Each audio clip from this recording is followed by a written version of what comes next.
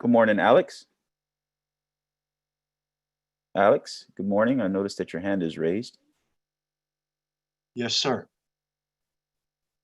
How may I help you today, Alex? I noticed that your hand is raised. Oh, I would like to speak regarding the issue of the vacation rentals when the time comes and is appropriate. Oh, understood. So once they actually, if they open it up for public comment, go ahead and hit the raise your hand icon so they can be able to acknowledge you, okay? Okay, thank you Thank very you. much. You're welcome.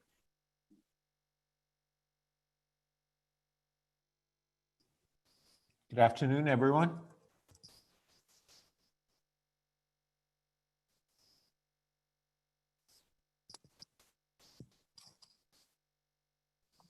Good afternoon, everyone.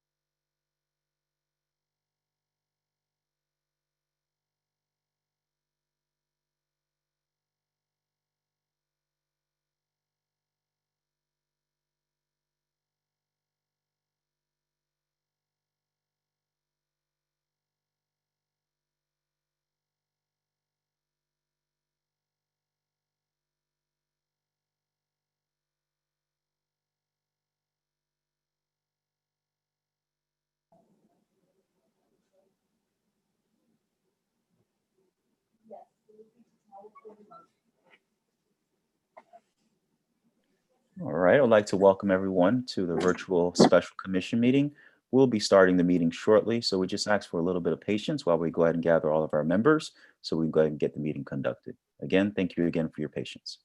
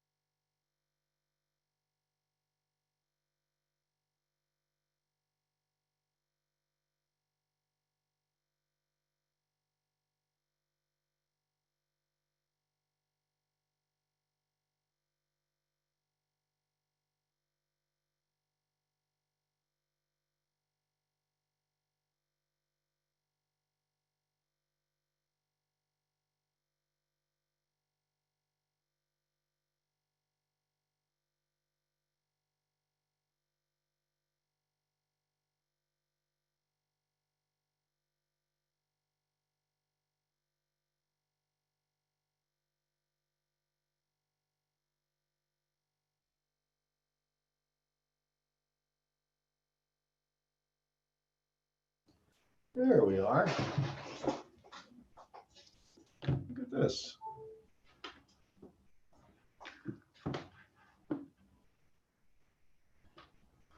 How we doing? All right. Good. How you doing, Mayor? Well, so far, Good. but it's early. Good afternoon.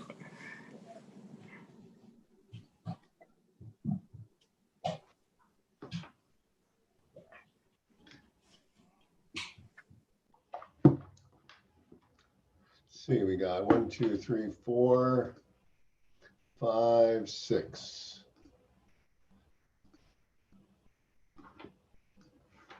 All right. PJ, you going to talk to us at some point? Yes, Mayor, I'm just waiting on one more party. Based on your discretion, if you tell me if you're ready to proceed, we can, or if you want to allow a few more minutes before we get started to allow that person to come over. Well, if there's someone who's just bringing over, we'll wait. We Oh, got board member. do we have her? No, that's the only party that's. I think she may not be, when I spoke to her yesterday, she may not be joining us. Yeah, are you talking about Steinberg, PJ? Yes. Yeah, she's not. Okay, She's not. perfect. All right, Okay, perfect. okay. So let me just get the sound check out the way, and then we can begin to start the meeting. All right. Good morning, Mr. City Manager. Good afternoon. Good afternoon, I mean. Good afternoon. All right. Good afternoon, Rafael. Hey, PJ. Good afternoon, Commissioner Ariola. Hi, how are you? All right. Good afternoon, Mayor. Hey, Good morning, Good afternoon, Vice Mayor. Good afternoon. Good afternoon, Commissioner Gongora. Hi, everybody. All right. Good afternoon, Commissioner Minor. Good afternoon. And good afternoon, Commissioner Richardson. Hello. And good afternoon, Alina. Hello, everybody. All right. Okay, Mayor. Seems like we have everybody here and you're ready to start. I'm going to give you a 5-second countdown and we can get the meeting started. Okay? you have the flag for us? Absolutely. Okay, PJ, I'm taking all the fun out of this. You're going to be doing the pledge, so you better get it right. You got it. All right. Stand by for air. And 5, 4, 3, 2. So good afternoon and welcome. This is the special virtual commission meeting of August 19th, 2020 to discuss first a possible amendment to the emergency order regarding short-term rentals to conform with the recent county revision. 2, the city's response, if any, to the decision by the Miami-Dade County Public Schools to start the year with online teaching only. And 3, authority to execute interlocal agreement with Miami-Dade County for CARES Act distribution. Those are the 3 items on the agenda due to the public health emergency caused by COVID-19 and as authorized by Governor DeSantis's Executive Order 2069 is extended. Today's special city commission meeting is being held virtually with elected officials and city staff participating via Zoom. To participate or provide comments during this special virtual commission meeting, here's how you do it. So you can join on Zoom, which is on zoom.us, or you can go by telephone through any of these 2 numbers. 1-301-715-8592 or toll free 877-853-5257. That's 877-853-5257. There is a webinar ID number you need, and that is 837-159-969-63 £. I'm going to say that again, because I'm old and it's little. 837-159-969-63 £. So if you're a public and you want to, if we're going to allow people to speak at all in this, the way you do it is you raise your hand icon in the Zoom app. There's a raise hand icon, you hit that, or you press *9 on the telephone, and that is the equivalent of raising your hand. Okay, with that, let's start our meeting. And PJ, if you don't mind, put up a flag. And I would ask you, PJ, the voice of Oz, to lead us in the pledge. All right. I pledge allegiance to the flag Flag. of the United States of America and to the republic for which it stands, one nation, indivisible, with liberty and justice for all. Okay, pretty close. All right, let's get to Mr. Clerk. Let's go with the announcements. We have no announcements, sir. All's good. We're ready to go. Okay, so do we have a first item you can pull up? They're all, whatever the manager wants to do, it's a discussion item. It's only one. So if you want to, whichever one Okay, of the let's three go. items. So Jimmy, I wanted Mr. Mayor. yeah, let's take Right, this. Mr. Mayor and Commissioners, good afternoon, and sorry to have interrupted our August break, but there were a few developments during the course of the last few weeks that I thought merited hopefully what will be quick and brief discussion today and possible action. In all cases, seeking your input and in one item that needs to be voted on with respect to the interlocal agreement. Three quick points of personal privilege, however. Number one, I want to wish a happy birthday to my chief of staff, Marsha Montserrat. Today's her birthday. Number two, happy birthday to my mother, in case she's watching today. And happy anniversary to Dory, 31 years. All right. So I doubt she's watching, though. She's working. But so I'll take them in the order that they're listed in the discussion. The first one is, as you remember, the last time we met at the end of July, our order currently prohibits all short-term rentals in the city. The county order at that time as well had a minimum 1 month rental requirement. You could not rent for less than a month at a time, which essentially precluded most short-term rentals anyway. On August 5th, however, about 2 weeks ago today, Mayor Jimenez issued an order where he created an exception to the 30-day rule for short-term rentals in buildings that are either condominiums or hotels, and allowing them to operate on less than a monthly basis, meaning they could even rent on a nightly basis. Needless to say, that change was obviously significant enough that I know many of you, as well as I know I did, received a lot of outreach from folks who own short-term rentals in condos and hotels. In fact, the overwhelming majority of the legal short-term rentals on Miami Beach are in either condo or hotel buildings.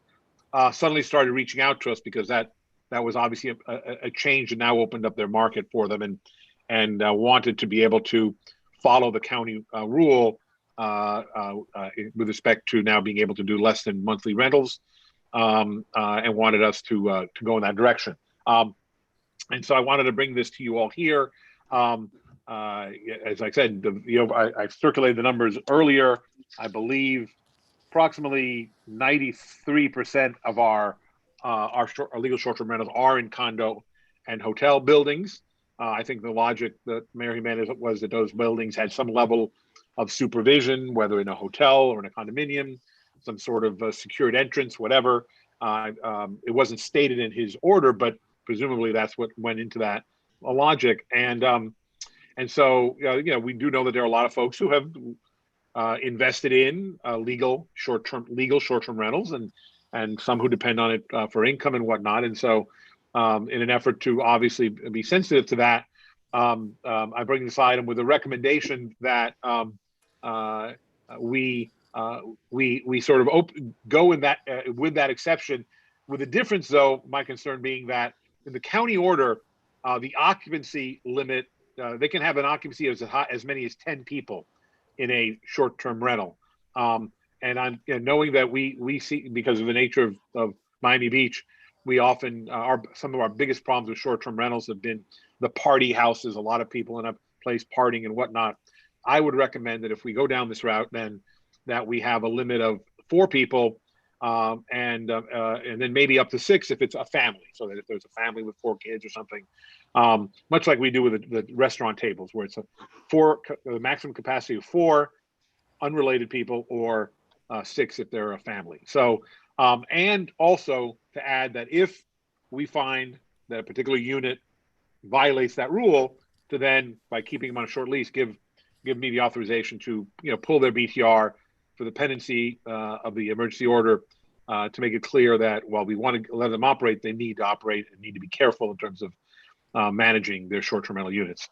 And that would be my recommendation to enable these folks to take advantage of the investments they've made and operate their business. Hotels are obviously open, and that's been one of the complaints is if hotels are open, why can't we? Now the county order has allowed that to happen, and I would recommend doing so, but with the precautions that in terms of occupancy and the ability to pull the BTR if they violate that occupancy limit. Okay, so here's how we're going to approach this. I have a question, and I'll invite my colleagues. Let's go through a period of where we can ask Jimmy questions about the policy he's recommending. Then I see there are a few people who look like they want to speak. We'll take them, and then we'll come back and talk with each other about it. Jimmy, why don't you explain, or have if it's Hernan or whomever explain what the circumstances were, because we had a more stringent rule than the county. And I know that there had been some issues with regard to some of these STRs. So I don't know whether it's you or Hernan want to tell us sort of what gave rise, so that we know if we decide to take your recommendation or some form of your recommendation, what it is we're receding from. If you recall, when the county and the city began to open up hotels in early June, if I recall, we also opened up, I think, short-term rentals, but it was I think toward the end of June and July when we began to see the spikes again. We also witnessed in our city some very poor behavior at short-term rentals. We had some issues. I remember the Alexander, some serious issues inside where in short-term rental units, fights in the lobby, all kinds of things. And Hernan can go to some more detail, and police actually. We had an issue with an illegal short-term rental up in North Beach on South Shore, but again, similar type of too many people party and whatnot. And so when the county then went to the 1 month rule, the problem with that was it's very hard to, one of the challenges with short-term rentals, and Hernan can tell you, is, people claim, well, I'm here only for, I'm here for a month. They'll lie and say they're here for a month on a month contract. They do that now when people say, well, they're not, this is not a rental. These are my cousins from, Albuquerque who are staying here this week. So we thought from an enforcement perspective, it made sense to just say no rentals. And candidly, the impact was the same because we didn't really get few, if any, complaints from the short-term rental owners until Mayor Jimenez created the exception to the 1 month rule. That 1 month rule essentially was like shutting most short-term rentals down. But now that he's opened them up, now we're getting the owners saying, why can't we do the same thing? Okay. I don't know if Hernan wants to add anything to that. No, Jimmy, you're right. So we've had issues at licensed short-term rentals, and it's been both. It's been at condo hotels, apartment buildings, and the biggest leverage we've had is under the emergency order. Is that, of course, like our ordinance, you vacate these immediately. But whether they're licensed or illegal, unlicensed short-term rentals under the emergency order, then they're vacated and they're stopped immediately. Ultimately, even looking at, because I know the next question might be, well, what is a caseload versus whether we allow it or not? A bad transient renter is a bad transient renter, and that can happen at an illegal short-term rental, or that can happen at a licensed BTR short-term rental, and that's what we've seen in the city. Okay, so again, I'm going to come back to all the commissioners after the public has a few moments to speak. But if you have questions of Hernan or Jimmy, now would be a time before we go to the public. And I see Vice Mayor Samuelin, your hand is raised. Thank you, Mayor. Jimmy, 3 questions. First, you mentioned the county changed this approximately 2 weeks ago. Anecdotally, do we have any feedback? Have they had problems, reports? Is it going smoothly? What could you share from what you've heard from the county? I have not heard anything from that level. I'm not aware of any problems that have arisen, but I have not. I don't know. And I've not reached out to anyone over there. We are probably one of the stronger short-term rental markets in Dade County, and probably more robust than most, but I'm not aware. Okay. Second, in terms of enforcement, and you touched on this, but could you expand a little bit on how would we approach enforcement? If we accept your recommendation, how do we make sure there's not 12 people in the room? How do we make sure that we don't have some of the issues which we were trying to address previously? Well, obviously, historically, both code principally, but even police have been part of the enforcement effort with short-term rentals. By virtue of the fact that these are going to be in condos and hotels, is to work with front desks, condo associations, to ask them to be very vigilant in reporting occupancy limitations, as well as just the other rules. I mean, you could still have 4 people and they could still violate a noise ordinance. So, which is often one of the ways we find illegal rentals is when people are having big parties and making a lot of noise. So we'll continue that level of enforcement, but hopefully a smaller number will enable residents who witness 10 people go into a room and things like that to reach out to us, and we'll sort of reach out, do some outreach to the various buildings to let them know that we really need them to help us in identifying and reporting violations. Yep, you touched on my last point, and that was about outreach. Could you just talk about, again, if we go down this path, how would we get the word out? How do we make sure folks know the new rules here? Well, obviously, in addition to all the communicating we do with our e-blasts and whatnot, the code, as you probably see in most of my nightly reports, code is constantly doing outreach to restaurants, retail, and hotels, just to look at compliance issues with the reopening guidelines. And I think part of what we would do here is I'd have Hernan with his staff visit the hotel, the buildings where because one of the good things is we know where these legal units are. And we could, and some of them are probably more heavily concentrated in 10 or 20 buildings, places that have 20 or 30 of them. So I think we could do an in-person visit to a lot of these buildings, talk to the front desk, talk to the associations, and let them know we're allowing, your owners in here to go back to hopefully making some money, but we need you all to be part of the enforcement process. And if we catch somebody, we'll pull their BTR. So let them know that it's in their interest to police what they're doing as well. Thank you. That answers my questions. Thank you. Commissioner Gangara. Yes, good afternoon. You asked some of the questions already, Vice Mayor Samuelin, that I had. I just wanted to be clear, Jimmy, we're not voting on this. This is something you're doing under your emergency power. You're just taking the pulse of the commission.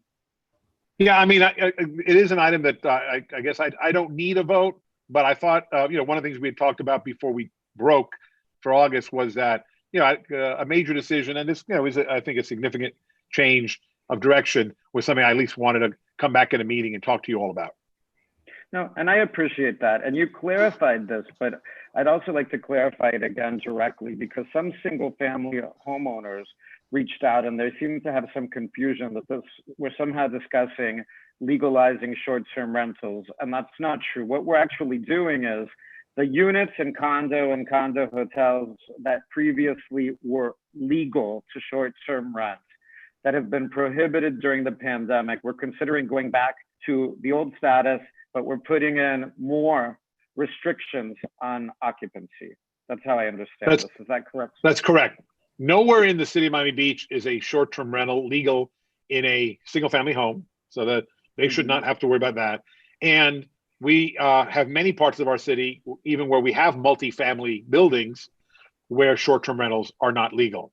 There are, as I think that we identified, there are 1,949 legal short-term rentals in the city. Those are the only units we're talking about. Counting? What? Yeah, but who's counting, right? According to the latest count. And about 83% of those are in either condo buildings or hotel buildings. Those are the units, the only units we're talking about. Okay. Well, briefly, because I'm ready to hear from the public as well.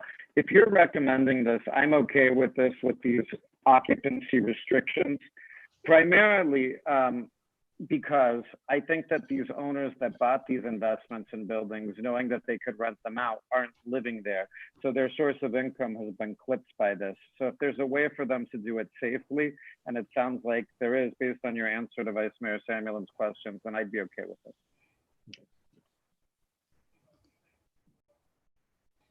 Okay, thank you, Commissioner. Commissioner Richardson. Thank you, Mayor. And thank you, Jimmy, for asking us for our input on this. A couple of questions. So I know you sent out the categories, the 3 different categories that add up to 1,949. So does your recommendation include the third category apartment building, or is your recommendation only the first two categories? No, it does not include apartment buildings. Number one, because the county doesn't. So we can't be more lenient. We can only, so we can be stricter, but not more lenient. So he did not open up that door, so we can't go through that either. But the apartment buildings, under the logic that I think guided the county, which was that condo buildings and hotel buildings have a different type of structure, organization, some level of security and entrance. Apartment buildings, most if any, don't have that. So I would not be recommending that anyway. Okay, because I think some apartment buildings are different, but I know that we have some apartment buildings like in South Beach, for example, but short-term rentals aren't even legal down here, that are very large and have security, right? And we have condo buildings that don't have any security, right? So this could be any condominium. This could be any condominium building, even small ones that don't have any security or any front desk, right? Yeah, the county order did not make that a requirement. It talked about buildings that operate as a condo or as a hotel. Right. Okay. And then in the condo hotel category, there's 667. And, just like I think everybody else, we're getting a lot of calls and emails and questions. And it's my understanding that some of those units are part of a hotel pool and some are not. So the ones that are part of a hotel pool may have more oversight, if you will, because they may have to check in and so forth. But your recommendation wouldn't draw a distinction between the ones that are in the pool and the ones that are not, right? Right, they would not. Okay. I mean, prior to these orders, there was no distinction in the legality of their operation, and the mayor and Jimenez in his order didn't draw a distinction either. So, and then in your recommendation on the occupancy of 4, but up to 6 as a family, have you thought about how we define family? Because what if somebody has their grandparents, their parents, and their adult children? So if they're all adults, or were you intending it to be 4 adults or 2 adults, and to go from 4 to 6 would be 2 minor children? Or do you see a situation where there could be 6 adults in the room?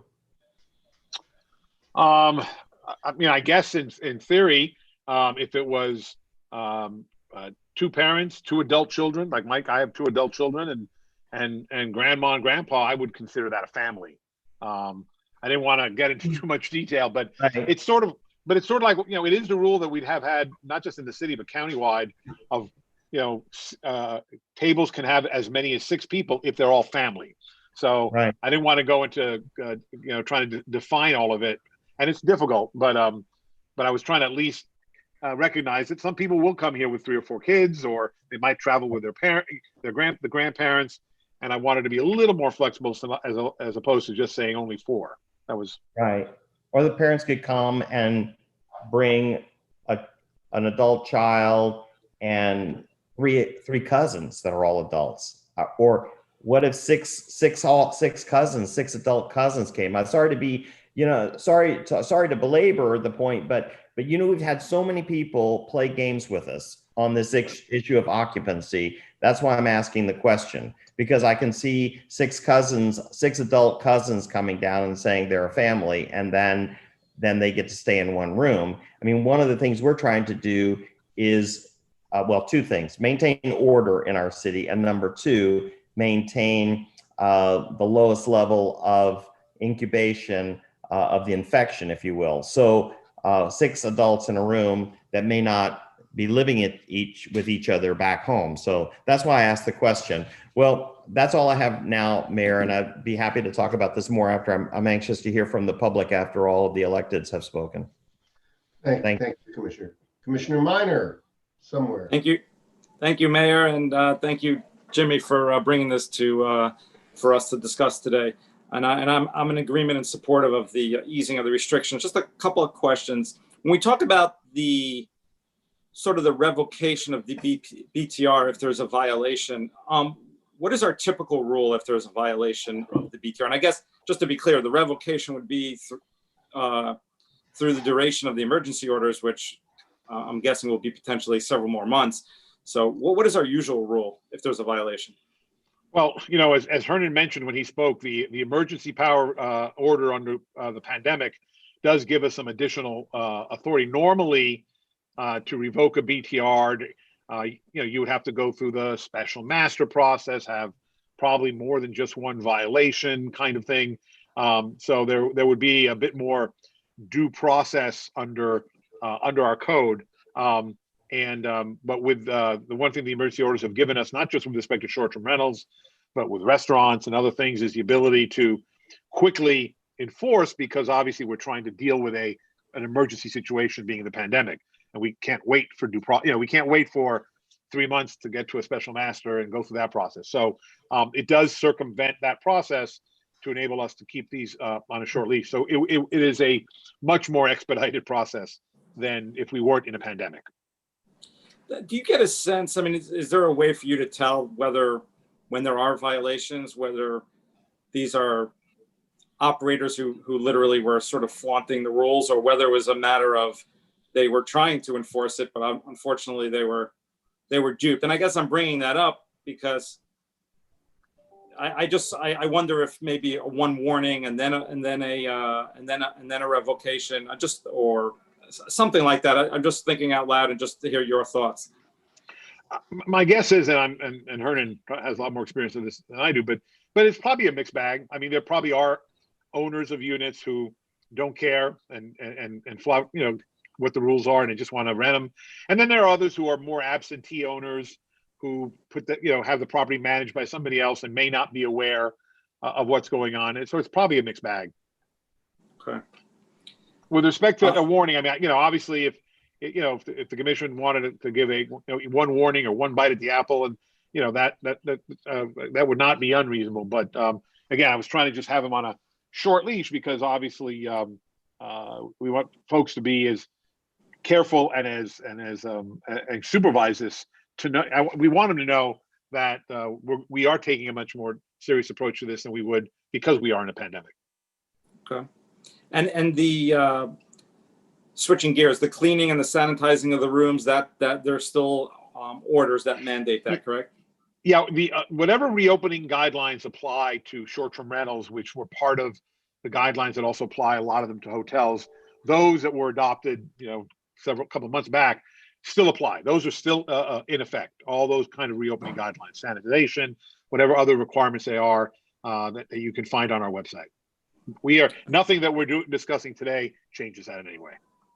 One last question. I took a look. I noticed that there are, I guess, of the BTRs that have been filed in 2020, a significant portion are short-term rental BTRs, and maybe that's historically true. I didn't go back and take a historical look, but there are quite a few. Any concerns about that there's going to be, by my count at least, and I haven't, this was my own look, I didn't verify this with the staff, but it looked like, at least applicant-wise, about 10% new short-term rentals will be coming online. Any concerns about sort of during these emergency orders, new volume coming online? To the extent that they're in condos and hotels, no, you know, 10% would be another 100 or 200. It's probably not immaterial when you consider the number of units we have on the beach between hotels and legal short-term rentals. Okay, thank you. Commissioner Richardson, did you have more questions? Okay. Sorry, I was just being bad. Sorry, I'll take the hand down. Somebody has to, so we know the rest of us are good. Jimmy, I have a couple of quick questions about, so my understanding was the county's logic was that these are sort of not single family, and they're sort of like a hotel in a sense that there's some control over it from presumably whoever runs the condo. Is that, or the hotel condo, which is whatever it is? Correct. So, you know, and a lot of this is trying to figure out not just what the good operators do, but what some of the bad operators do. We don't really, how are you able to enforce any of this without the assistance of whoever runs the buildings. No, absolutely. Look, as you know, most of our code enforcement or code compliance, as we like to say, is based on complaints we receive. I mean, we do some proactive, and even with, like, for example, short-term rentals, we proactively look at advertising of illegal short-term rentals. But in most cases, whether it's a noise ordinance or anything else, we're usually dependent upon, you know, good neighbors or angry neighbors, as the case may be, or who are being bothered by improper behavior. So part of, you know, when Commissioner Salmon asked about outreach, I think critical there is to with the condo boards, with the front desk people, et cetera, to report when they're seeing, you know, 8-10 people going into a unit, that we would be, and also, you know, in our e-blasts and messages to the community to please, you know, help us make sure that these short-term rentals are doing what, you know, precisely what we're doing, which is nicely providing some income with groups of 4 or a family of 6 or something. Let me just ask Hernan, what were the scenarios that we were seeing before we implemented these rules? Well, let me just add to what Jimmy just said before we go there. You know, our first line of defense, of course, is all of these condo hotels that do have security and have check-in staff. We have no shortage of sources of complaints, whether it be neighbors or condo management staff. To Commissioner Minor's point, respectfully, I don't know that I would give another bite of the apple and make the first offense a warning, because that's 1,949 phone calls that you guys are going to get, depending on what that warning was for who, and you're not going to have that relief provided to that neighborhood or to that building. And so that presents a problem to us, because then they get a second bite at the apple. The first one's a warning, and, you know, then we take enforcement action. What we've been seeing before, and by the way, the leverage on the emergency order is, you know, under a regular BTR situation, you'd have to hit the 5th offense violation, unless it's a first offense that's super egregious, like the party house. Of course, that's an unlicensed STR.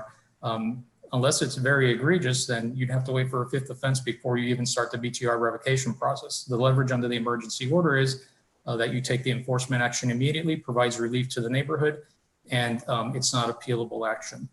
The scenarios we were seeing before, so the brawl that we had with police at the Alexander, that was a combination of both licensed short-term rentals that were in the hotel rental program and illegal unlicensed short-term rentals.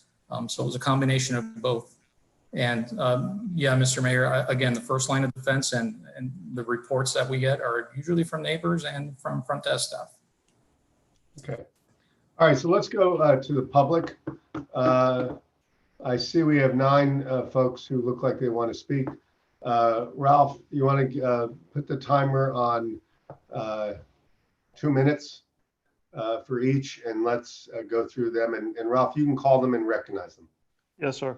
So the first caller is Maria Delgado on behalf of Dr. Karp. Maria, you're on.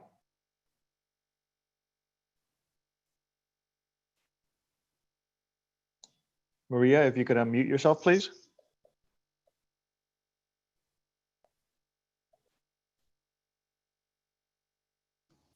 PJ, let's go to the next caller then.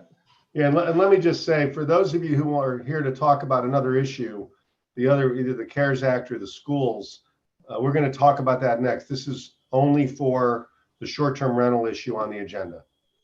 So the next caller has a phone number ending in 1967.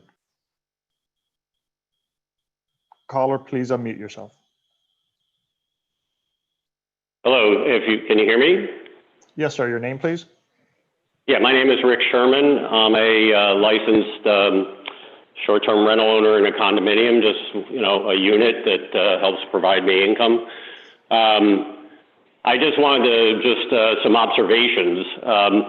I'm in total agreement that the best use of enforcement against bad actors, and especially during a pandemic, would be the limitation of the amount of people who can actually come, because generally it's the same thing could happen in a hotel room where, you know, somebody books the hotel and then eight other people show up. And from my own experience, I don't rent for less than 5 days, which gets rid of any of the weekender type people for the partying. But for the purposes of the pandemic, I think you're the most logical choice that I think works the best is that a one-bedroom unit should not have more than 4 people in it. 2 people maybe who the parents who sleep in the bedroom, and possibly a couple kids on a sleeper sofa. I think that should be the limit. If it's a 2-bedroom unit, then of course it might go up to 8.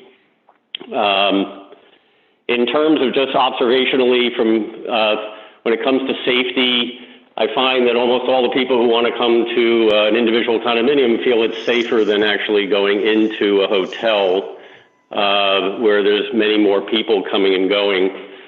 And so I've always felt that when it came to, it seemed kind of a little bit arbitrary when the hotels were all open and we were all shut down. I think the key to making sure bad action doesn't happen is the limitation of the amount of people. So that part of this during this time, and even going forward after the pandemic's over, is probably one of the best enforcement mechanisms there are relative to bad behavior. Thank you, sir. So I appreciate that. Got cut off there. The next caller is Eli Ruimi. Yes, hi. Thank you so much. Thank you, Mayor. Thank you, Commissioner, for taking this and doing this today. So my name is Eli Ruimi. I'm also president of the Vacation Rental Owners Association. I also own some units, and I'm also a property manager for about 15 years. One thing, you know, I'm a hotel operator and a vacation rental operator. So the issue here is that my staff can't operate now in the condo hotels. For example, the Fontainebleau, the Trump, the Morenas Beach. You know, so we've had issues where basically our units, even though they're in a hotel, condo hotel, they cannot be rented. And I have the owner services telling me, oh, well, if you want to rent, join the hotel program. We're allowed to rent and you can rent, even though my unit is next door to a hotel room. So it didn't make much sense how they're allowed to rent and we couldn't. And so the hotel programs were taking advantage of this, trying to get owners to sign up for 3-year contracts, you know, to join their hotel program because hotels are allowed to rent. And it's strange because our units are still considered under the hotel motel license because they're a unit within the hotel. Same front desk, same security, and we need to be able to rent to pay our property taxes, to continue paying our condo fees. So it just wouldn't make sense that part of the building could continue making their payments and part can't. I do understand, and I agree with everything that's been said. As far as occupancy, I think that we should follow the occupancy limits of the hotel. So whatever the hotel or the condo association limits, there are occupancy limits already in place. I know in my condos, you know, 1 bedrooms is 4 people, 2 bedrooms is 6 people. So there are already existing occupancy limitations. And one of the things that I've done is I moved my guests during this restriction. I've rented some of my units yearly, resulting to tenants that come in for a 1-year contract. And then because they can't be evicted, they are just squatting in the unit. Thank you, sir. The time is up. Next caller is Fernando Ostalaza. Hello, guys. Good afternoon, gentlemen. My name is Fernando Stolaza. I am the owner of 5 properties in Miami Beach and manage over 50. And I have 7 employees living in Miami Beach working under my management. I've been doing this for 15 years in Miami Beach. I don't want to put an emphasis now on the idea of working in the same building like hotels, because you already know that.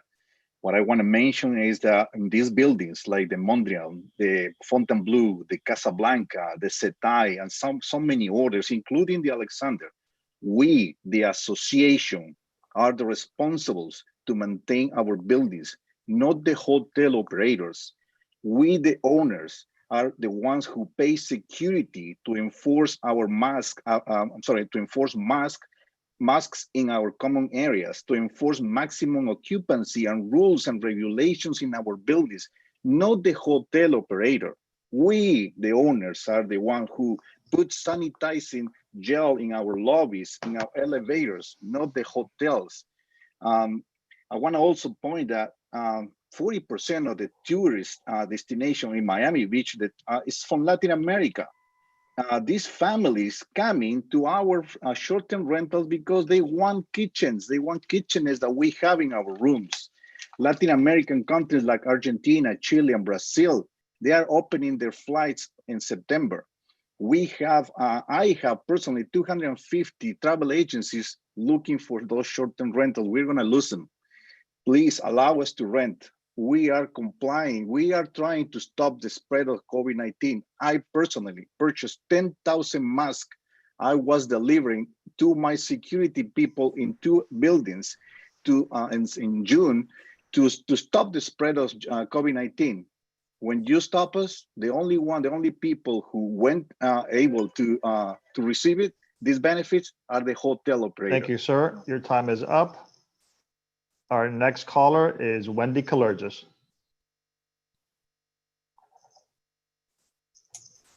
Good afternoon, everyone, and thank you for your time. On behalf of the Greater Miami Beaches Hotel Association, we want to express our opposition to the proposed changes to the city's Phase 2 reopening order regarding short-term rentals.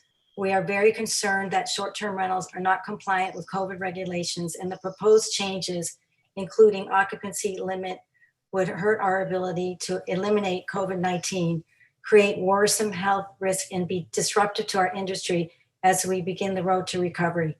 Now is not the time. Miami Beach is the strictest municipality, which we have grown to understand and appreciate. We're in touch with the city weekly. We are slowly on the road to recovery, and any setback, which could happen with this, would be a disaster. We really feel very strongly about just wait until we can the hotels can fully open, and then you can open up all the short-term rentals. But it's just, we're really, every day we're watching everything, and we really need to open back our hotels and get our employees back to work.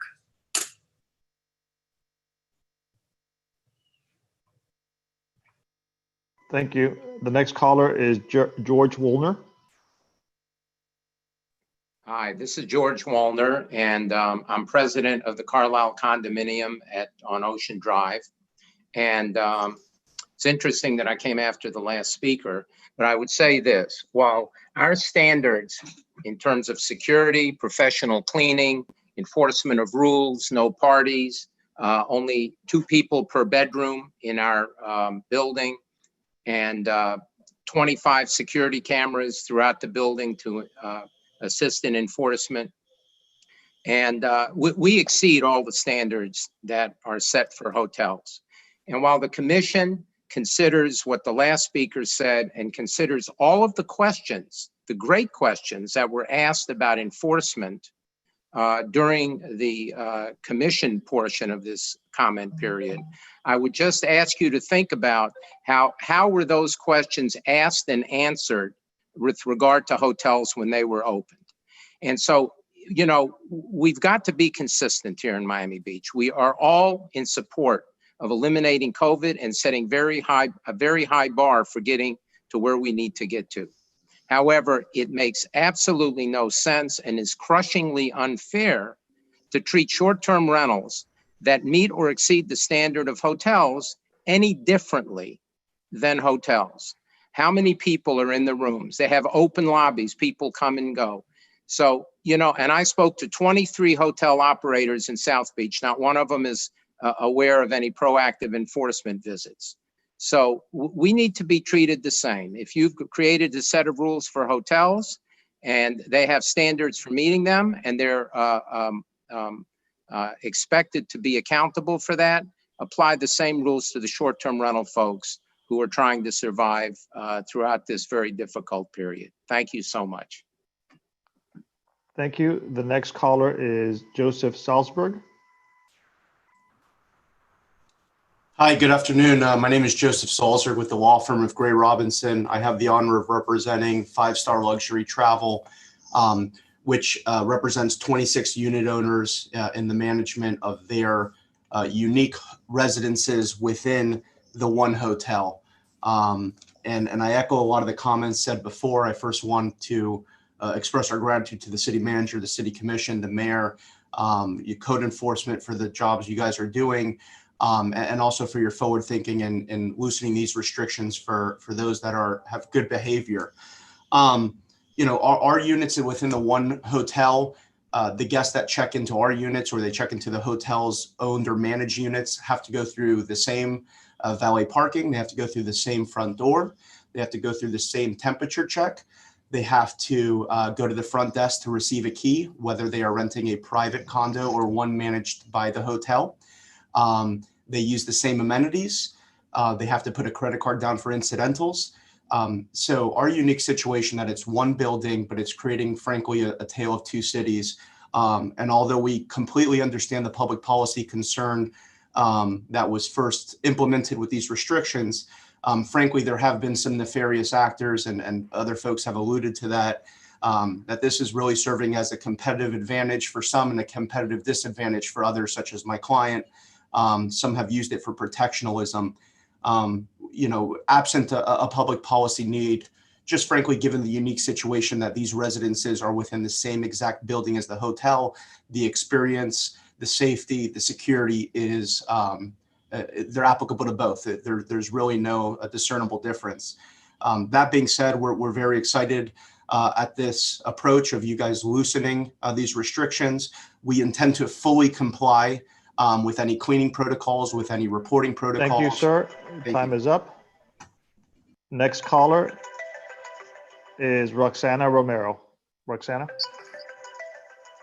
Good afternoon, everyone. I'm an owner of 3 legal STRs in Mid-Beach, and I just wanted to say that I found it very, very unfair that those of us that are trying to keep up in this failing economy for our short-term rentals to be closed and the hotels to remain open. Now, I know that the hotels have big money, big pockets, big people that root for them and their lobbyists.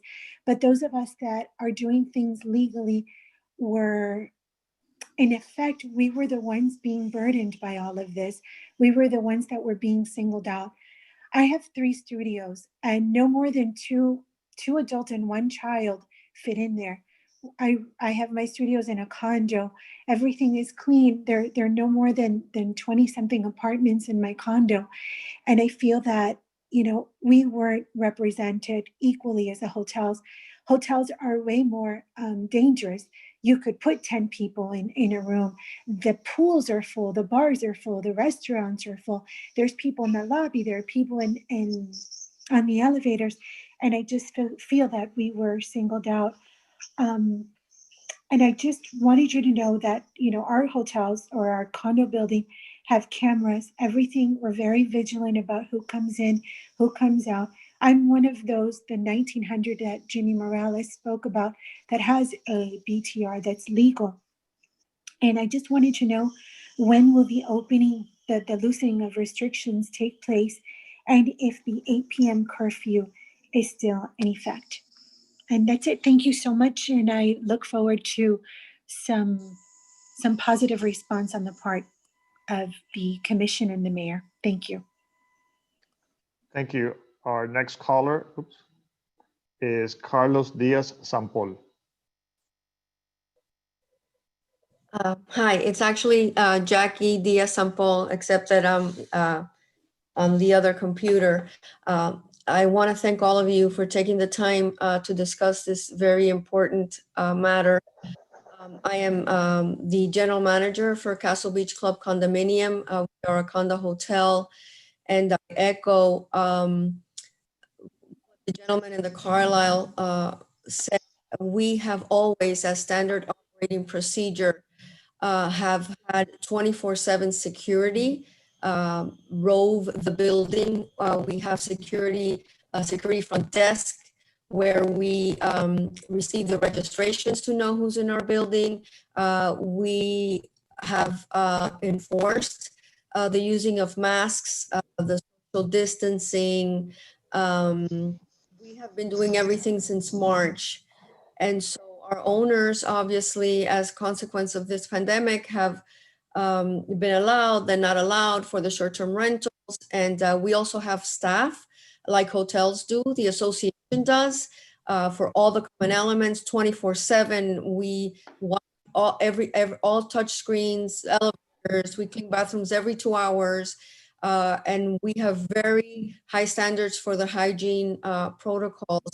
We work very closely with the city always. If we have any complaints, we make sure that we address them immediately. And our security staff, which is always there, and we usually double up when there's a holiday coming. We issue violations allowed by the statute for condominiums. So we are very vigilant, usually as standard operating procedures, and now even more so. So we're actually very excited that you brought this to the table, and there's a good chance that our short-term rental owners may be able to start doing business again. Thank you very, very much. Thank you so much. The next caller is Deanne Conley Graham. Yes, hi. I have a question. A friend of mine is renting an apartment on South Beach, and she will be going out of town for 3 months and wanted to be able to sublease it or rent it to someone for the 3 months that she's away. Would that be allowed? It's in an apartment building.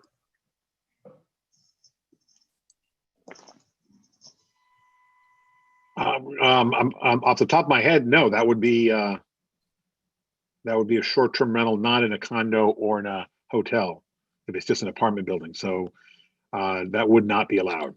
So the fact that it's 3 months wouldn't make a difference? Not under our order, no. Okay, thank you, sir. Thank you. The next caller is Rodrigo Santamaria. Hello, everybody. Thank you for the opportunity to speak at this forum. I'm a short-term rental owner. I have a couple of units.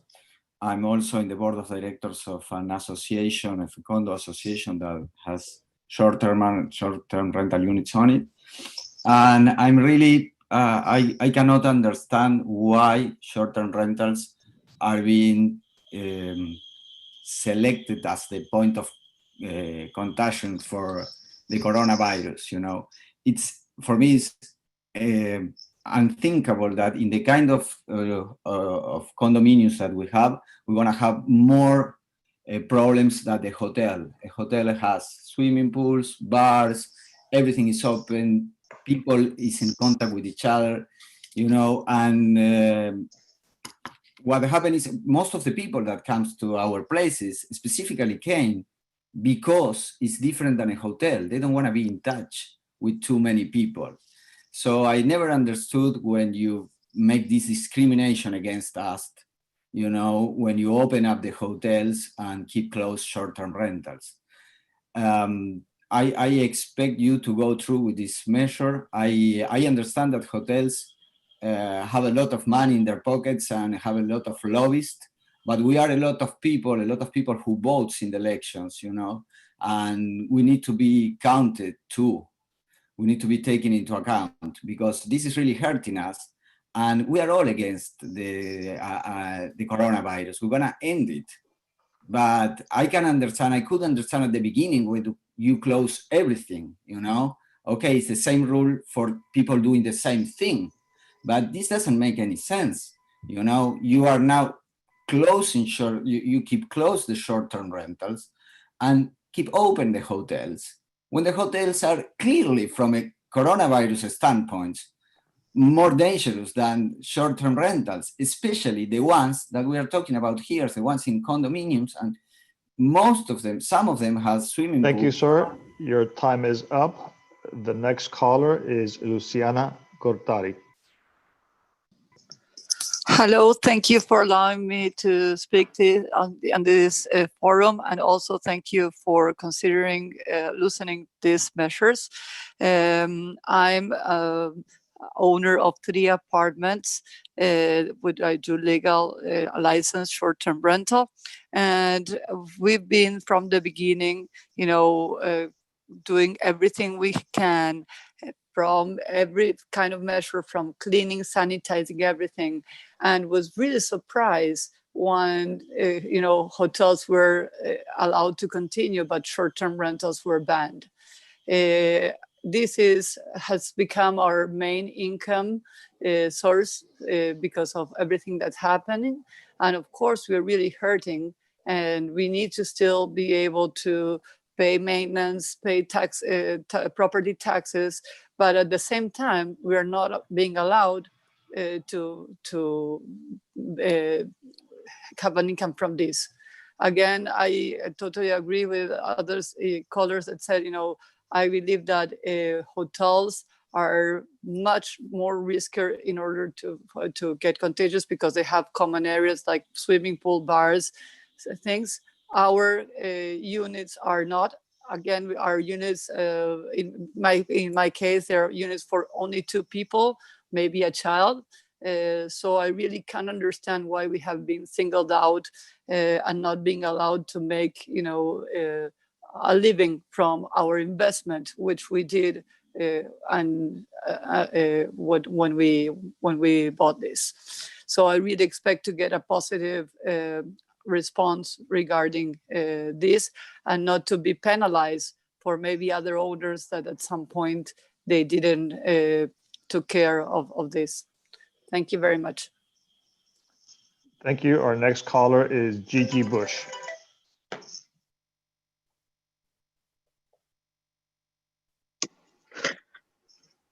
Good afternoon, and thank you for holding this meeting to address the issues on the short-term rental agenda.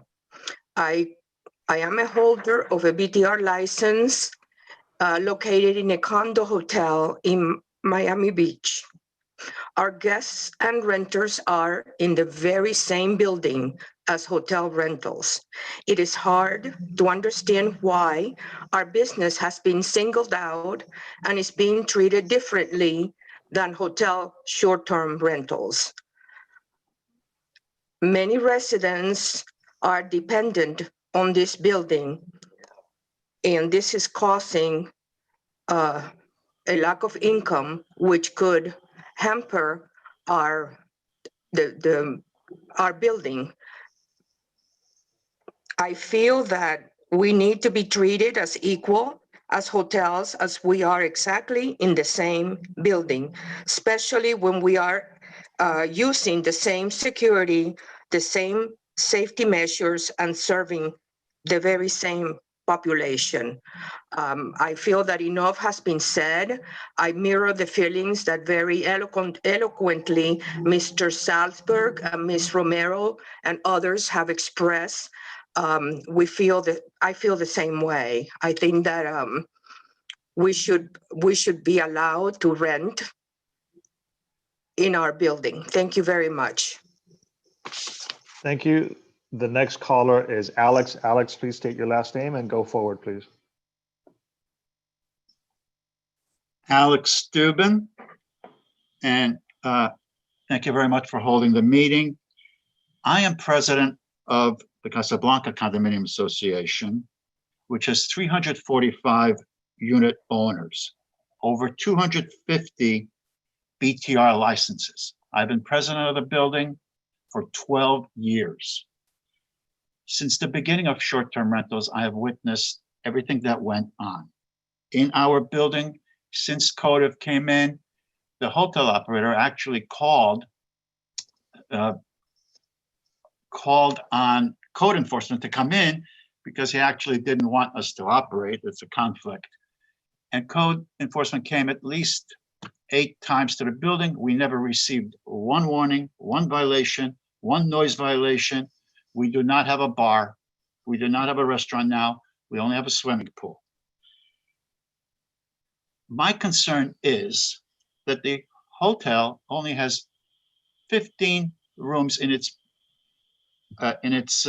ability to rent, while the 250 vacation rental units cannot rent. The owners, the building's ghost, like a ghost town, and the owners that are there paying for everything are not able to start to make their maintenance payments. And I'm afraid for the 30 permanent residents that live there, that this building, without any income for all these owners to be able to pay their maintenance, mortgages, and insurance, we will not be able to pay the $175,000 that it takes to keep a building of that size open with everybody shut down. And I don't know what these residents would do if we cannot make it happen for these people, not to make money, but just enough to help them pay their expenses. Thank you, sir. The next caller is Mark H. Mark, please state your last name. Hi, my name is Mark Honigselt. Thank you for hosting this special meeting and for identifying this issue with short-term rentals. I don't need to repeat what many of the people on today said, but I think George Wallner of the Carlisle, I echo his sentiments exactly.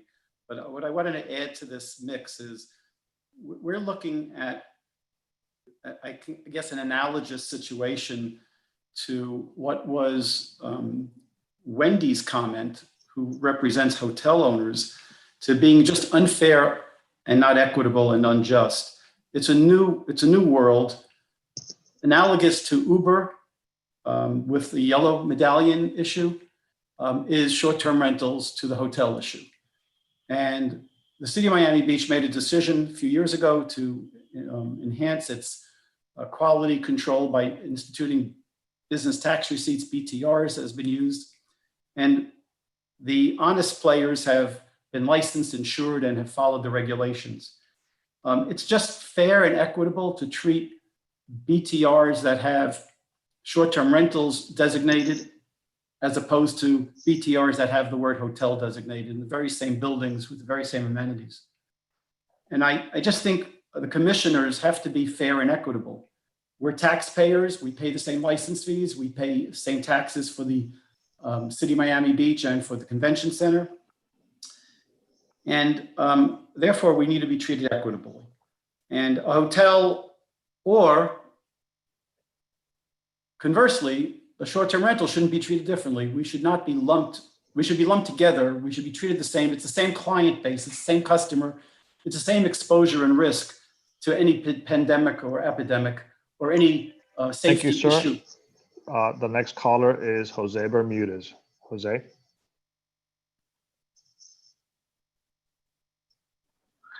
Thank you, Mr. Clerk, and Honorable Mayor and members of the City Commission. First and foremost, I would like to enter into the record the words "under God" that were omitted during the Pledge of Allegiance. But I thank you so much for this time, and thank you for all the effort that the Commission has participated, and your willingness to listen to us during this special meeting. All we're asking really is for the Commission to consider aligning the City of Miami Beach's orders with the county, which will be accepting short-term rentals where otherwise permitted that are located in structures operated in whole or in part as condominiums or hotels. We appreciate your time. We appreciate the measures that the city has taken under this national pandemic, but we just want fairness. We want equitable representation, and thank you for your time. Thank you, sir. The next caller is Lewis. Lewis, please state your last name.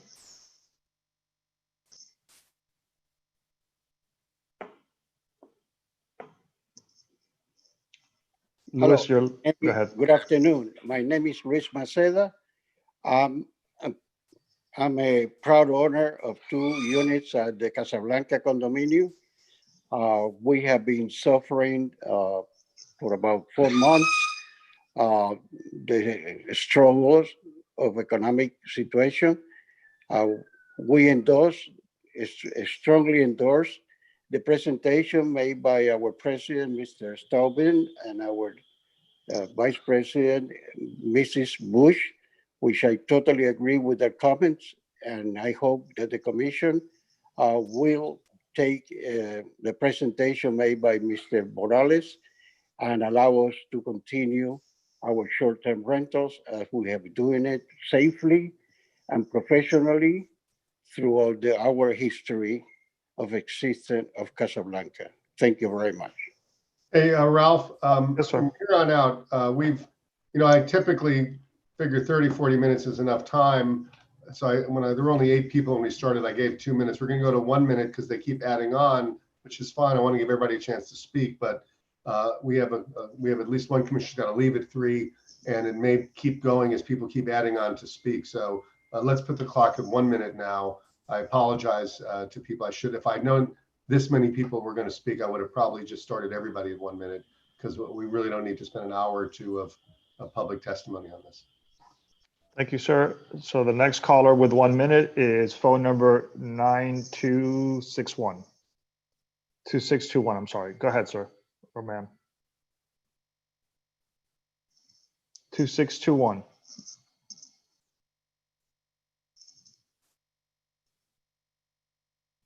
PJ, let's go to the next caller, Dennis Hanks. Hi, good afternoon, and thank you for having this meeting and allowing us to speak today. My name is Dennis Hanks. I'm the Executive Director of the Florida Vacation Rental Management Association. We're a nonprofit association representing about 1,150 property managers around the state of Florida and 275,000 rentals. We are, as like many other speakers, are glad that you pulled this meeting together today and you are able to give some relief to these folks here. We found here in the COVID era that certainly the condo hotel type units are at a disadvantage because of the licensing structure that they're in. Something certainly that we would look at in state statute as we move forward in this year's legislative session, because we found it to be a flaw statewide. Just looking to make this change, and also thanking you all for looking at the county regulations and amending yours to be very close to that. Thank you, Mr. Hanks. The next caller is Seth Fuhr. Good afternoon. Thank you very much for your time in this conversation. I apologize, I'm between appointments, so I haven't heard the whole meeting. It's important that the short-term rentals be allowed for people with investment properties, that they're allowed by law or procedurals by that. But also I think it's important that we not forget that there's a 6-month minimum on rentals on Miami Beach. And we have a lot of very high quality people that are willing to spend a lot of money coming in for season that could come in for 30 days or longer. And I think that short term needs to be redefined to be 30 days, anything less than 30 days, not 6 months. Thank you very much. And please open us up. Thank you. The next caller is Bebita Yabatut.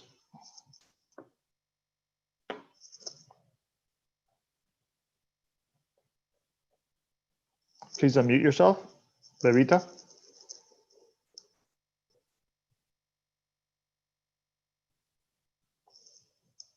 Let's go to the, go ahead. Hello. Hi. Ooh, Go ahead. Oh, hi, Rafael. Thank you for taking my call. My pleasure. Go ahead. Thank you for the commissioners to give us a chance to speak out. I'm not going to repeat what everyone else says. I'm agreeing with Fernando Ortalaza, Alex Dubin, Joseph, Roxana, and Jessica. I believe that you guys really need to consider us. All of these owners are losing their properties. We're all paying taxes, HOAs, and we follow all the rules even better than the hotels are doing in Miami Beach. So our main concern is keeping our guests safe, but we'll also be able to rent out. Otherwise, all these property owners will be losing at the end, and it's going to be a major problem. And I would really thank them if they could really take their time to give us a hand here to open up soon.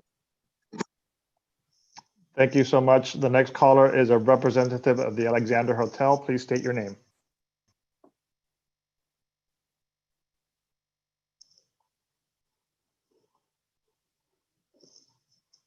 Alexander Hotel. Can you hear me? Yes, sir. Go ahead. I just want some clarification from the commissioners who's going to take the burden on of managing these short-term rentals where there is no registration of them and there is no on-site management.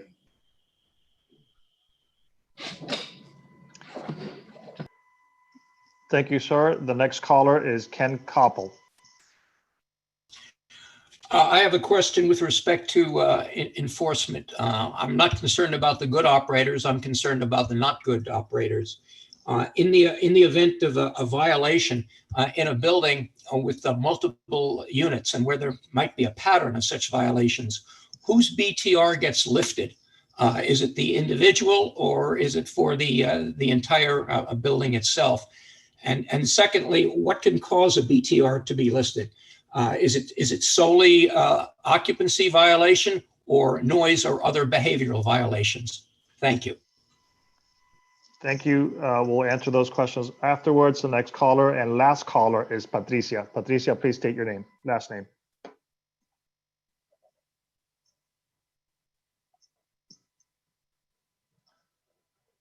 Patricia, you're live and you're the last caller.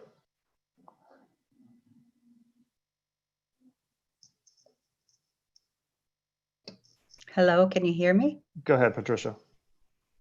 Can you hear me? Yes. Oh, sorry, I cannot hear myself. But anyways, I want to thank everybody for this beautiful meeting. Thanks the mayor, the commissioner, Rafael, all of you guys are doing a great job. Our, primary objective here is to keep Miami Beach safe, top 1 destination in the world. But we are all talking as investors and paying taxes. And I don't really think that this is fair. I think that the hotels are considered a much harmful spread for the COVID than what we are doing here. So I really thank you for reconsidering and reopening short-term rentals. Thank you. Thank you, Patricia. That was the last caller on this subject. So, Mayor. Thank you. Thank you all for your participation. I have a couple quick questions. I'm gonna go to my colleagues. So Jimmy, one of the things I was, as I listened to some of the callers, obviously the problem always is we end up hearing from really pretty responsible folks and maybe not folks who might not be as responsible. The logic that the county used was that that a hotel seems to have some apparatus around it that allows it to govern and control the area so they can see who's coming in and out. Who to go to if there's an issue with cleaning and all these other things. And maybe you don't have that in some of the condos. Maybe some of the condo hotels might, although I don't know that. So I guess the first question is, what kind of enforcement could you really expect if there's a place that doesn't have a front desk, for instance, or a meaningful one where it's one of the keys that you get out of a lockbox or something like that? I mean, I guess my question is, do you feel like you have the enforcement for those kinds of places? Do you want to be able to, if some of the callers actually said, we have all these accoutrements just like a hotel. Well, what happens if a building has a couple problems? Do you want to be able to say that this address is problematic after a second violation, whether it's from one unit owner or two, and therefore you want to, during the emergency order, prevent that building from having short-term rentals? Can you think of things you might want to do that will give us some confidence that you're going to be able to enforce this, at least during the executive order? Obviously, at other times, these are legal short-term rentals.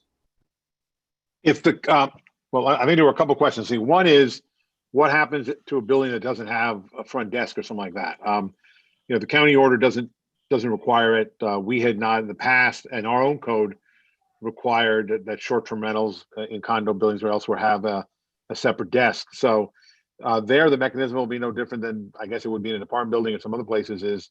It's other people complaining when problems occur in those buildings, and in this case, obviously, we would have to do as part of our outreach, letting folks know that these are the new rules, and if there are more than 10 people, more than 4 people or 6 people in the unit, that they need to report that. The second question, I think, is what happens if a building that, I hope I'm getting it right, if there's a building that, despite having a front desk and other It doesn't have a amenities, front desk. I guess my point is, if you've got listen, I think it was wise of you to ask us, and it was fair given the fact that the county's now changed its order. But I think on the other hand, we know we're a little different than the rest of the county in the volume of people that come here. So I'm wondering if you have a building where it does seem like there's repeated violations, whether it's from one unit owner or multiple, that would suggest that maybe that building is not doing what seemed to be what a lot of the speakers were saying they are capable of doing, which is controlling their environment. So I'm asking you if you have a situation, if Hernan keeps getting calls to a particular building, maybe not even from the same unit, at some point, do you want to be able to, and by the way, I leave it up to you. You can write the executive order the way you seem fit. You are a manager, but I understand why you might want to do that, so that after a second violation, you say to the building, we're not going to allow short-term rentals anymore, because your representation that you're going to control all this is just not happening. I hadn't thought about that issue. I mean, I guess if there is a building, as we heard some of the speakers say, where they've got 20 or 30 units and we start getting violations from 8, 9, 10 different units, I mean, I guess it could get to a point where we just we prohibit that in that building altogether. You know, I know one of the challenges is that, you know, you could have 30 different owners of 30 different units, and you know, you want to punish the bad behavior, not necessarily, but and not punish those who haven't done anything wrong. Yeah, I don't know. I mean, I guess the question though, in terms of shutting down the building, if they're in a condo building, there are other condos on that building. You're not shutting them down, or if they're in a hotel, you're not shutting down the hotel. I mean, I guess that would be an option, but we could shut down all short-term rentals in a building that was having such bad behavior. I'm hoping though that you know, as you shut down one by one, the message would hopefully get to the others that there's a problem there that needs to be addressed. And if it wasn't a building that had at least a desk or something, we could maybe work with them a little more carefully about that. I mean, that's a big tool. You know, that's sort of a hammer as opposed to maybe a scalpel, but it might be something we have to consider if it gets to that point. I don't think, and maybe Hernan, have we had situations where sort of a whole building is out of control or anything like that? Or is it normally just a few bad apples?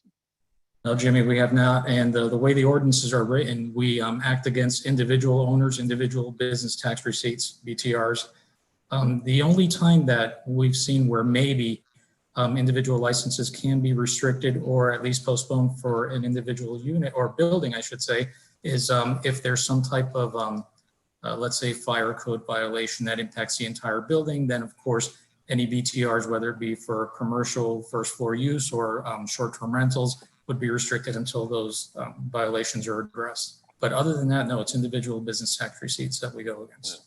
But my question then is, have you had buildings that have repeat offenders or multiple offenders? In other words, where you keep going to the same building with more regularity than you might be. I'm sure a lot of the people who spoke today, you don't know, and hopefully you don't visit very often, but are there some buildings that regularly have problem renters in them, I guess, for want of a better word?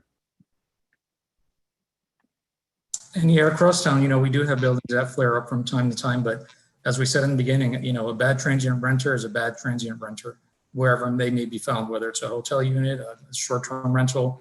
But yeah, I can't say it's any one building consistently all the time. Okay, let's go to my colleagues. Let's go with the Vice Mayor has his hand up. Thank you, Mayor. And I'm today going to support the administration's recommendation to allow short-term rentals as the manager has described. I appreciate that the administration is striking the right balance. I appreciate the collaborative nature of bringing this forward. These folks have made investments, and I think we heard from a lot of them, and the word fairness does stick with me. I think this is fair. These folks also are operating legally. They've gone to the process. They've taken all the steps that we prescribed, and in this pandemic and economic crisis are asking us to treat them fairly. My final comment in support of this would be for those who have concerns, and I think legitimate concerns and questions. I believe the way the administration is describing the enforcement bar is actually higher, because under a single violation, people could lose their BTR. If there ever was a time to expect good behavior and expect people to do the right thing, this would be that time. So I will be supporting the administration's recommendation. That's my guidance back to the manager. Okay, Jimmy, I don't know that we're taking a vote. You're taking the temperature. Is that, how do you want to, I just want to know how precise my colleagues need to be in their. Legally, you don't have to take a vote because obviously it's within my power, but I just wanted to get a sense, certainly at a minimum, from the body. And I don't mind giving the public a chance to weigh in. All right, Commissioner Richardson. Thank you, Mayor. Appreciate that. Appreciate all the input from the public as well. I want to be brief because I know we have to move on to some other issues. And we're not voting, so Jimmy, I just want to give you my input. I support your recommendation with a couple of caveats that I'd like to add. I heard a couple of the callers tell me that they have a limit in their building, an occupancy limit of 4 people, or in one case, 2 people per unit. So what I would suggest to you is that you make your ruling that the occupancy would be limited to the establishment if there is, to the rule of the establishment if it already exists.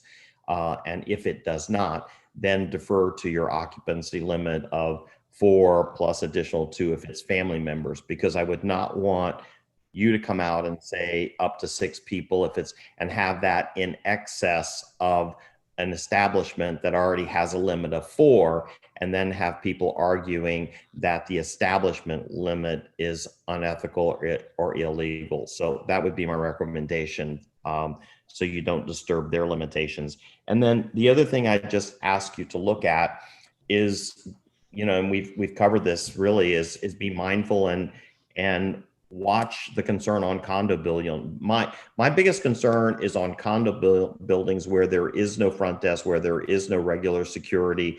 I know a person mentioned there were 20 units in the building.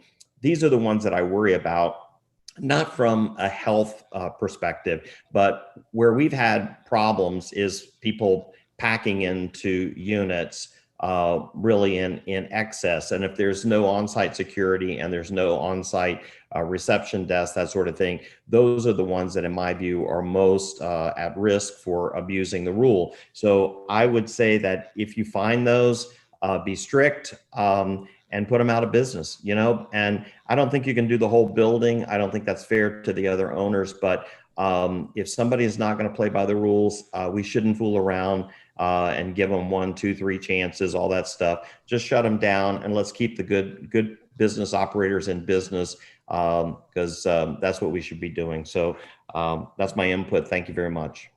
Commissioner Minor.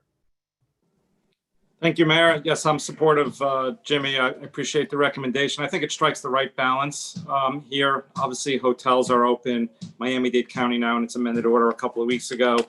Short-term rentals are open. This is a legal business, but I think your enforcement protocols are good, that it'll punish the bad actors, but allow, I think, which by and large, most of the actors are working in good faith and operating not only legally, but in the manner that we'd like them to act, and those will continue to be able to operate and earn a living in the way they anticipated, but punishing the bad actors as you described. So I appreciate it, and I think it's a good balance. Okay, thank you, Commissioner Minor. Commissioner Richardson, do you have more questions? I did it again. Thank you. All right. So I don't. Nobody else is. Oh, Commissioner Ariola, you go ahead. Yeah, I'm supportive. So I'll not belabor the point. I'm supportive of. Okay, Jimmy, I think you've got a good temperature. Why don't you, so everybody listening know, give them a sense of what you intend to do and when that'll come into effect. Yeah, I want to give us a few days of being able to do some outreach and education. And probably have it, in place by, my guess is the weekend or something. That would be the thought. So to the many people listening, you sort of have a sense of what it is that the manager is going to be doing, but until the order is issued, it's not legal to do. But he expects it to be by the weekend. Yeah, that'll give us a couple of days to do some of the outreach. Let Hernan unleash his folks and go to the buildings and make sure that the folks know what the rules are. Ricky, it's going to take them a couple of days, I'm sure to. Okay. All right. You want to move on to the next issue? Yeah, let's move on to the school issue you raised. All right. Obviously, another development we've had is that the superintendent of schools, America Barlow, announced that they're going to start the school year this year, first a little delayed on August 31st as they're getting ready, and that they would be remote at least through September. They have, aspirationally, they'd like to start having kids come back October 5th, but my guess is it'll go beyond September would be my prediction, but at least certainly for the first month, they're planning on doing it remotely. Obviously, one of the challenges that we always talk about when schools close is the impact on the workforce who have school-age children. And in some of the conversations we've seen, actually a couple of nonprofits, but also a couple of cities, Miami Springs is one that we know, are contemplating that to try to help working class parents, working parents with school-age children, is to provide an alternative space where they could drop off the school-age kids to do their, I guess, remote classrooms, but instead of doing it from their bedroom at home, to do it from some public facility and municipal facility with some level of obviously supervision while they're doing that. And I know a couple cities are looking at that. I think somebody mentioned the JCC may even been doing it for a charge. So I reached out to our parks department just to get a sense, because essentially they would be the logical, they do the after school programs usually and things like that. They expressed some concern that while they'll obviously do whatever we ask them to do, they're prepared always. Their concern is that to some degree that our summer camp program was essentially an effort to try to provide a safe alternative, 9 kids with 1 counselor and indoor and outdoor and whatnot. And as we saw, despite our well-intentioned efforts, we ultimately closed that down because we did have exposures and positive testing, and it sort of does raise the question: if it's not safe for the kids to go back to the classroom at the school, which is built for this kind of activity, is it necessarily safe for us to, or any city, to create essentially an alternative school type setting, in the city, in a city facility that isn't necessarily even built for that? 2, even if we wanted to do it, obviously our capacity is more limited. This summer we had a limited capacity for summer camp, and based on what the park staff told me, with the kind of distancing you'd need to sort of meet the school standards, you're talking, maybe 75 to 100 kids max anyway, we would be able to handle, meaning probably most of our school-age children who might qualify would not be able to participate. And also concerns about the extent to which, our Wi-Fi could suddenly handle the capacity of all these kids all at once being online in our parks. They're not designed to sort of do that all day long. And we would have probably connectivity issues. So our recommendation, would be not to do that. I think if somebody wants to do it, the schools could do that. I mean, obviously they've got the buildings, they've got the Wi-Fi capacity, they've got personnel that are frankly available. But for whatever reason, they've made a decision that's not safe for either their faculty or their students to be in the classroom. And I'm just query whether they're any more safe in our, at Scott Rakow or at the North Shore Youth Center or at Flamingo Park in one of our buildings. I'm not so sure. And so our recommendation would be not to go down that path, but I wanted, because I know some cities are going to be doing it and our residents may express some interest or hear that somebody else is doing it. I wanted to sort of bring that before you, because obviously before the next time we meet is the school year will start virtually. Okay, thank you. Anybody want to? I don't see anyone with their hand up. So with that, I'm going to move to the next item on the agenda. Up, minor. Thank you, Jimmy. Just a quick. Should have spoke faster. It was my fault.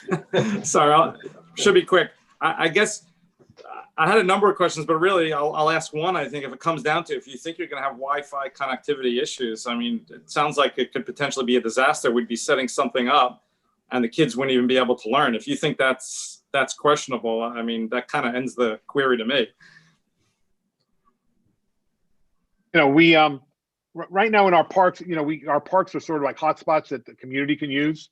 And a lot of people do use them. So our concern is that if all of a sudden, in addition to that, you had, kids who are on 6, 7 hours a day, that there would be connectivity issues, and that either turn it off for the rest of the community, or the kids are going to have intermittent service. So it's not, the schools have a very dedicated system. We don't necessarily have that. And so that's not to say that if you gave us a green light, we wouldn't try to figure out a way to get it done. But that would be something we're not geared up to do right now. And we would be concerned, technology issues are always the first time you're trying to do something. We want to make sure we would be able to deliver what they would need from a Wi-Fi perspective. And right now we'd probably have to make some investment or some activity to do that, to see if it could work. Thank you. Okay. Thank you, Jimmy. Let's move to the CARES Act. All right. Last, I brought up is, and we've had the conversations before, the county received about $474 million in CARES Act funding. And over the last number of weeks, there have been discussions between the cities and the county about how much money the county was prepared to share with the cities, under what circumstances, et cetera. The county commission met at the end of July, or maybe even the beginning of August already. I forget the exact date. And they actually voted to set aside $100 million in sort of two tranches, $75 million to reimburse cities for CARES Act eligible projects, and for the local match of FEMA eligible expenditures. That local match is at 12.5%. And then they created another pot of money, $25 million for new proposals and new funding and whatnot. So one of the things that the regulations issued by the Treasury Department in connection with the CARES Act is that if a recipient of CARES money is going to do a sub-grant, which in this case, this would be the county doing a sub-grant, that it requires an agreement. The county is requiring a local agreement. I know Jason Jacobson is on from the City Attorney's Office who reviewed it. They had circulated a couple weeks ago, 2-3 weeks ago, a first draft of that document. Jason provided commentary, legal commentary, as well as some staff comment. And not just to the benefit of the city, but to the benefit of actually all other cities. The county incorporated a lot of those changes and recirculated then what is the latest draft of that document. And the reason I wanted to bring this today is that there's a real possibility that the county will be distributing that money before the end of this month. The $75 million was based on the various spreadsheets that were submitted by all the cities. We've requested we have had $19 million of expenditures through July 24th that we submitted. About 10 million of those are FEMA eligible. So from that, we'd be looking at about $1.25 million. And then another $8.5 to $9 million are not FEMA eligible, but they're CARES Act eligible, we believe. And that would actually be potentially 100%, depending on how much money has been asked for. The county had indicated that the $75 million represented what they thought was, in fact, what all the cities had requested in the combined CARES Act eligible and local match FEMA. So we could be looking almost as much as $10 million that could come our way potentially by the end of this month. And so I certainly didn't want, and the county is requiring in the document, I think Jason can verify, that the agreement had been approved by the legislative body. So I wanted to bring this for your vote and approval. Jason, I don't know if you want to describe any issue, any items in the contract that you think are relevant, but essentially it's just setting forth the conditions under which we submit, the regulations applicable to us, and it's an agreement whereby we get money. Hopefully, we don't give. Jason, I don't know if you want to add anything. Jimmy, I think you hit it right on the head. It basically outlines the responsibilities that the city would otherwise have to comply with under the federal regulations, and it just puts it into the local, the interlocal agreement. So I agree with everything you said. Okay, Commissioner Richardson. Yeah, thank you, Mayor. I just had a couple of questions, maybe best for Jason, if he reviewed the document. So I guess we gave comments back to the county. So is this agreement a county, the agreement is a county document that they're asking us to execute? And will it be the same agreement for all local governments, or are they going to be specific to governments? And maybe Jason can answer that. The idea is that this is going to be a uniform interlocal agreement distributed throughout the county to the municipalities and the local governments. I was just able to get in contact with the county attorney who was handling the matter, and I was able to give my comments early on and interject before we heard from the masses. And it's a uniform document, right? Certainly. Okay. And I haven't read all 44 pages of it because I'm relying on you to do that. Thank you. Can you tell me if there are any payback provisions within the agreement that were in any case in which if we receive funds, we would have to return those funds to the county? Only to the extent the funds are deemed to not be eligible under the CARES Act. So there's an audit provision in the agreement, and are we anticipating an audit possibly down the road? Yes. Okay. So having said that, and Jimmy, are we going to be voting on this? Yeah, the agreement requires that the legislative body approves the document, approves, or authorizes the administration to enter into the agreement. Okay, I have no problem entering into the agreement. I don't think we should spend the money. I think we've already spent the money, right? I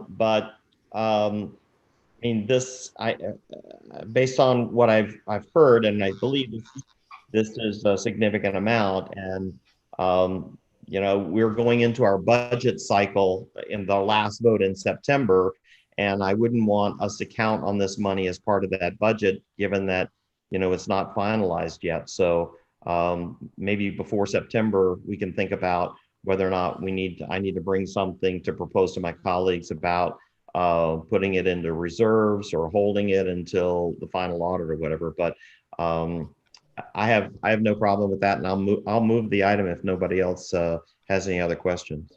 I'll second the motion. Oh, we got Commissioner Gongora. It's been moved and seconded. Commissioner Gongora. Yes, no, I'm going to vote in favor of the item. And I assume that the administration will come back to us as well with recommendations on what we do with the money. I haven't had a chance to review very carefully what this sum of money is for. Is some or part of it with regard to employees and covering payroll? The CARES Act dollars are dollars spent in response to the pandemic.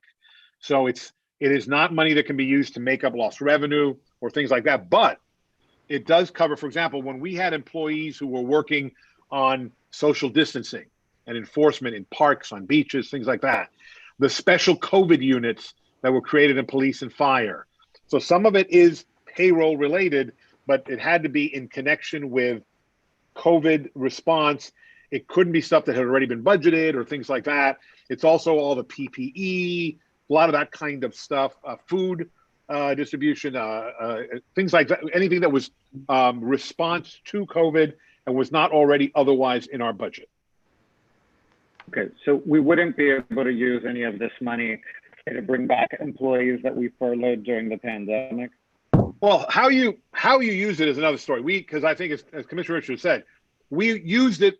We spent our own money properly.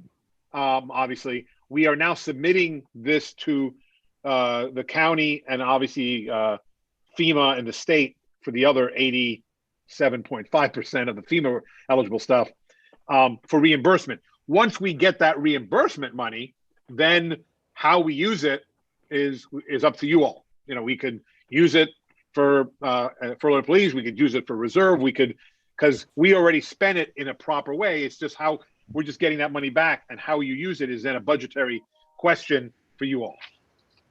Okay, so we likely will have money in some amount coming back that we can consider. Yes. Will we know in September when we're voting in the budget the likelihood of receiving this money or how much of it we'll have?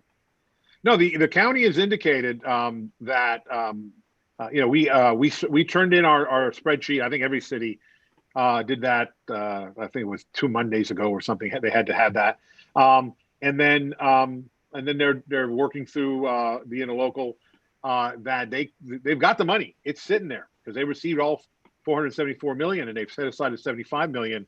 And so they were hoping to try to get those dollars out, by the end of this month. So we could very well have it in time for our 2 budget hearings, and to be discussed and allocated, spent, reserved, whatever you want to do.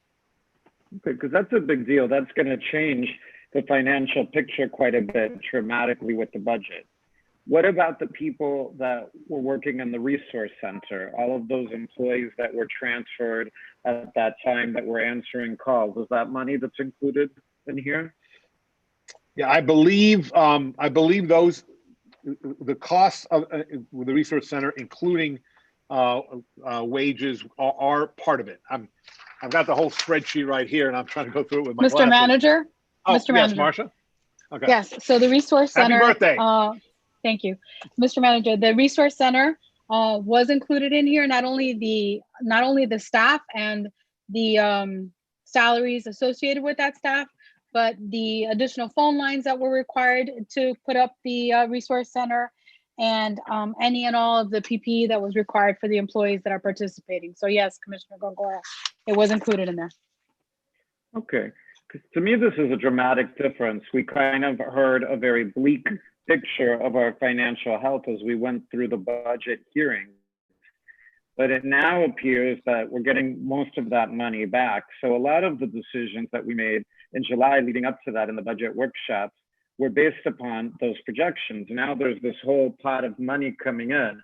So I think it's important that the administration adequately brief us before September, and that you all make projections and suggestions about what we do with this amount of money. And also let us know if all of these employees that we were cutting, whether we in fact need to make those cuts in light of this money.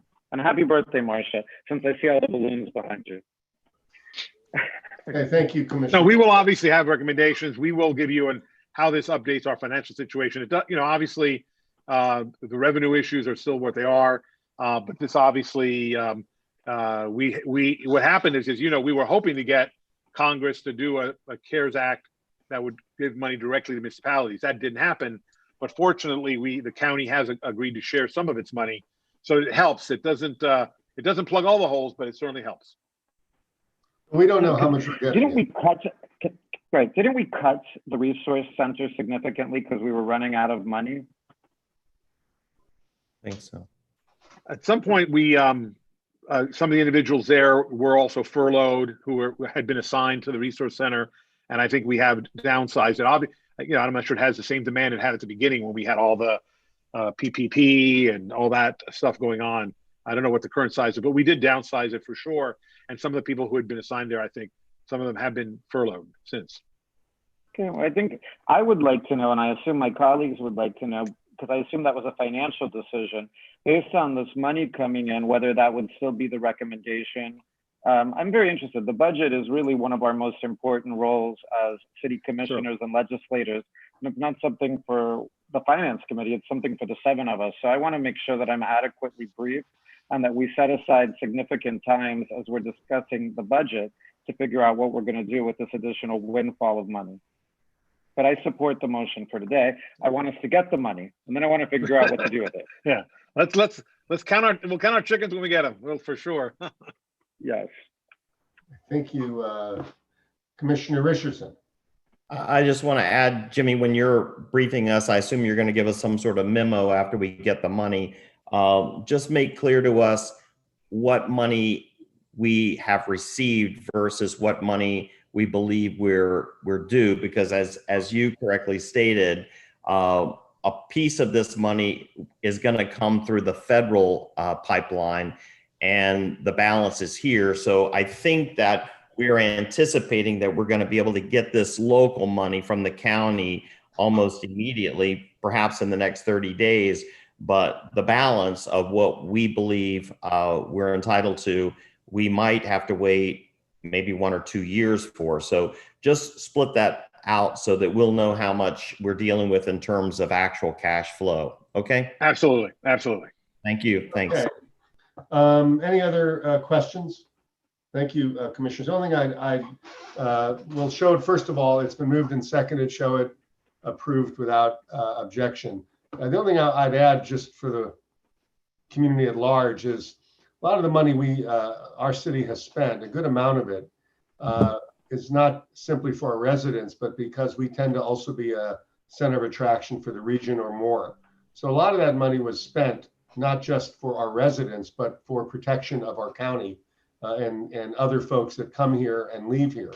So it's a good amount, but it's also an amount that we have to spend because we simply can't ignore the fact that we're an attraction for people to come and visit. I don't have anything else except to congratulate Samantha in my office on the birth of little Dominic a few days ago. It was a big deal. I don't want to, I didn't do that to trump Marcia's birthday today, but I did feel like we have to at least acknowledge Samantha Leone, who's been working diligently this last 9 months, has also been carrying a child, which is now a healthy and happy little kid. So with that, anything else for the good of the order? Thank you all. Thank you, Jimmy, for asking us to have the meeting. Bye-bye.